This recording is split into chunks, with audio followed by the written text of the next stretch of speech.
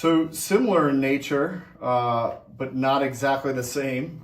So if you have ribs, you can see some of the same issues. So designing ribs with same types of radius, same types of fillet outcomes, but again, it's the end casting in mind. You want to talk a little bit about this? Sure. A lot of times ribs and gussets are helpful when you have a more complex design.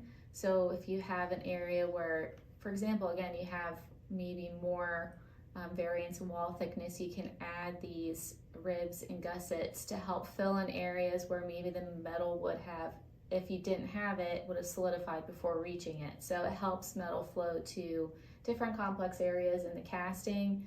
If you don't need it, then we'll try to design without it, but it is helpful to have those as you start to get into bigger parts in general, and especially where there's going to be a lot more surface area to cover.